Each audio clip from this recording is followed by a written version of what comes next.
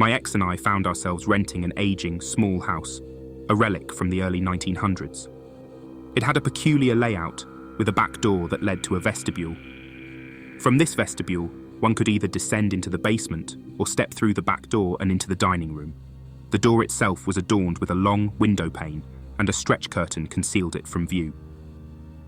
Our move to this quaint residence marked the beginning of a tumultuous period in my ex's life. She battled emotional demons that seemed to thrive in our new surroundings. One fateful night, amidst her furious fits of screaming, an inexplicable event unraveled the already strained fabric of our existence. From the heart of our heated argument, an ominous slamming sound emanated, echoing from the direction of the vestibule. We dropped to the floor, our hearts pounding with dread, and cautiously peered through the uncovered bottom window pane. What we witnessed would haunt us forever. The door to the basement swung open with relentless violence, its movement erratic and unhinged.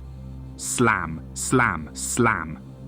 The relentless percussion of wood striking wood filled the air, punctuated by a deafening thud, a single horrifying impact that reverberated through the very bones of our house. Fear seized us, yet a morbid curiosity drove me to action. I rose from the floor, slowly approached the door, and twisted the knob.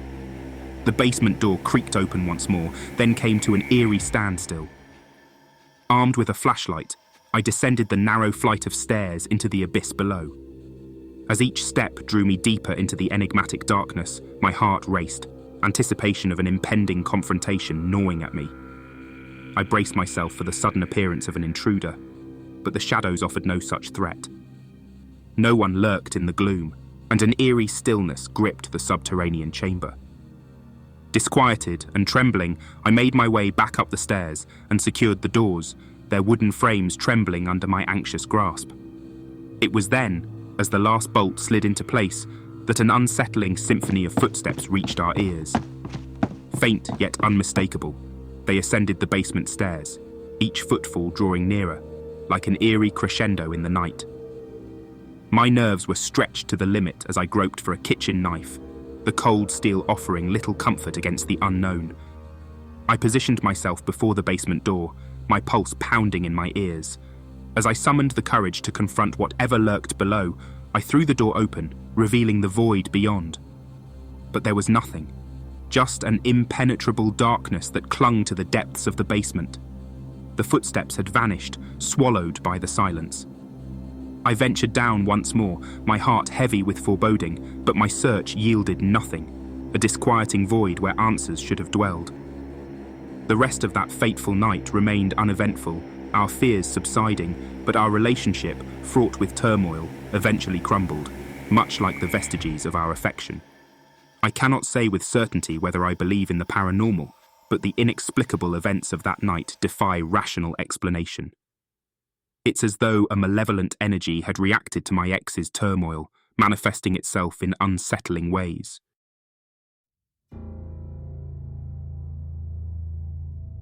Back in my senior year of high school, a night that should have been full of post-Halloween party laughter took a dark turn. I was the designated driver, responsible for ferrying my inebriated friends back home from a house party that had spiraled into chaos. Two of the girls in the back seat, Jenny and Lisa, were on the verge of upchucking their entire night's indulgence. As we ventured deeper into the hilly, winding roads that cut through the wilderness, the eerie ambience of the night seemed to seep into the car. The moon hung low, casting eerie shadows that danced among the trees. "Pull over, please," Jenny moaned, her voice laced with despair. "Yeah, and make it quick," Lisa added, her face the shade of a ghost's. I knew I had to act fast. A small park emerged from the shadows, offering a secluded spot for my friends to empty their stomachs. I turned the car into the gravel lot, the sound of the stones crunching beneath the tires echoing eerily in the otherwise silent night. The girls flung open the car doors, staggering out into the darkness, their retching echoing through the desolation. I watched them, a mix of sympathy and amusement playing in my mind. The night had taken its toll on all of us, but then, as the girls emptied their guts onto the ground, something sent a shiver down my spine. The distant rumble of an approaching engine gradually grew louder, and a pair of blinding high beams suddenly bathed us in stark, white light. My heart raced as I stared into the piercing glare of the lights, convinced that it was the police coming to bust us. The vehicle came to a stop behind us, and I began to feel the weight of an impending confrontation. But instead of a uniformed officer stepping out, the driver just sat there, an eerie silence lingering between us. I whispered to the girls, "Hey, we might have a problem." They ignored me, too preoccupied with their misery. I contemplated closing the car doors to leave, but the driver's presence paralyzed me. A growing sense of unease settled over me. Suddenly, the unthinkable happened. The car doors behind me closed with a soft thud, and we drove away, leaving behind the enigmatic stranger. Panic gnawed at my insides as the stranger's vehicle trailed us. Desperation seized me, and I pressed the gas pedal, hoping to shake him off by taking a series of turns through a nearby neighborhood, but the relentless high beams continued to pierce through the darkness behind us. My friends began to moan again, feeling the urge to empty their stomachs once more. I pulled over, my heart pounding in my chest. The stranger's vehicle stopped right behind us, and those blinding high beams bore into my rearview mirror. I glanced back, catching sight of the driver, an older white man with a long, unkempt beard. My heart raced as he reached into his glove compartment, his intentions unknown and unsettling. With terror gripping me, I shouted at my friends, "Get back in the car, now!" They scrambled into the vehicle, hastily shutting the doors. Without another thought, I floored the gas pedal, my mind racing for an escape route. We zigzagged through the winding streets, each turn intensifying the unsettling presence of our pursuer. Despite our desperate efforts to evade him, the stranger clung to us like a shadow.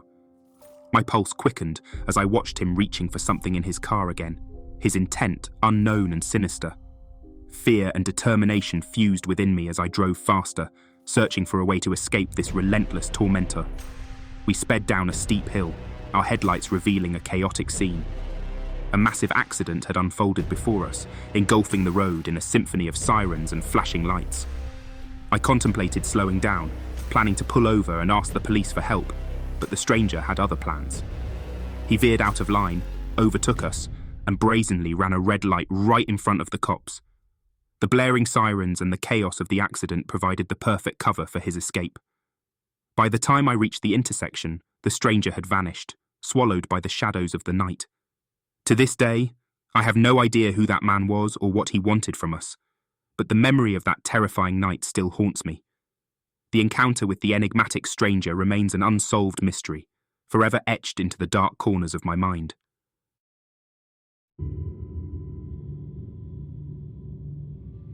It was a chilly night, well past 10 p.m, as a group of us ventured into the eerie depths of the park. Our purpose? To embark on a spooky ghost hunt, the thrill of the unknown luring us into the darkness. We were a motley crew, around 10 in total, each armed with a potent mix of curiosity and skepticism. Reluctantly, I found myself at the back of the pack, my friends adopting the role of human shields, shielded from the unknown horrors that might lurk in the shadows. My partner, equally cautious, walked beside me, creating a buffer zone between us and whatever supernatural entities we dared to challenge. As we ventured deeper into the park's forest trail, I couldn't shake the eerie feeling of being watched. The haunting sensation of unseen footsteps trailed us, sometimes behind, sometimes uncomfortably close. I tried to dismiss it as the paranoia that often accompanies venturing into the unknown. After all, darkness has a way of playing tricks on the mind. But then it happened, a sound that pierced through the night like a dagger through the heart. A blood-curdling scream, the anguished cry of a girl in distress. It was so sudden, so startling, that I jumped on the spot, my nerves electrified. Instinctively, I looked around at my companions, searching for a reaction. However, my heart sank as I realized that there were no reactions to be found. I glanced at the scaredy cat of the group, the one who had been most anxious about this adventure. Nothing. I turned my gaze toward my partner and the rest of our intrepid crew, blank looks, not a hint of surprise or concern. It was as if I had imagined the entire ordeal. Shaken but determined to shake off my irrational fears, I decided to press on. The forest was still, save for the faint rustling of leaves in the breeze. But then, as if to confirm the eerie reality of our surroundings, I heard it, children laughing. The sound was faint, distant, and it emanated from the very direction where the terrifying scream had originated. My pulse quickened as I strained to make sense of the situation. It was impossible. Nobody else was here. We were the only ones foolish enough to venture into the park at this ungodly hour. Yet there it was, childish laughter, carefree and hauntingly out of place. The unseen footsteps continued to echo as though invisible children were frolicking in the darkness. We pressed onward, drawn by a morbid curiosity that defied our growing unease. The forest trail led us further into the depths of the park, deeper into the enigma of what lay beyond. But eventually, we reached a dead end, a foreboding barrier that hinted at the limits of our exploration. With an eerie sense of foreboding, we turned back, eager to escape the grasp of the forest trail. As we retraced our steps, my curiosity got the better of me. I turned to my friends, my voice trembling, and asked if they had heard the scream, the laughter, the inexplicable footsteps. Their responses were a chorus of blank looks and bewildered expressions. "What scream?"